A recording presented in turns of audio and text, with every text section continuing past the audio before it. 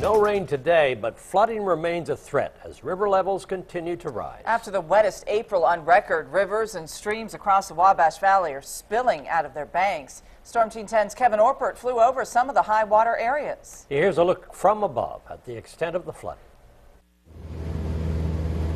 To give you an idea about how extensive the flooding is, take a look out the window here. The tree line of the river is right over here.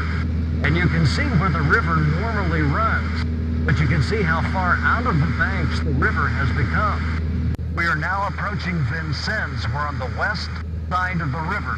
You can look down here, and there's the Red Skeleton Bridge.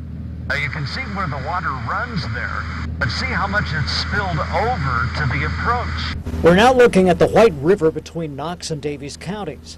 It's really hard to see the natural path of the river itself. Instead, we see a series of lakes, mostly in farm fields. Here's a look at what is called an oxbow, a place where the river turns sharply and then turns back. It's floods like these that can help create oxbows and oxbow lakes.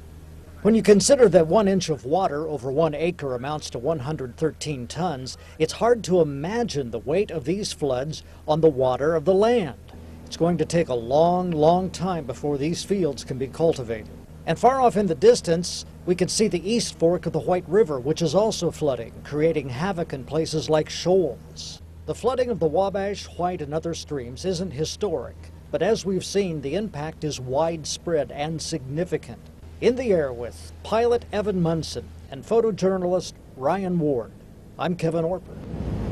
The rivers will be cresting in the next few days. To take a look at the current flood levels and the latest projections, go to the weather section of WTHI-TV.com. You can also see a photo slideshow of Kevin's flight.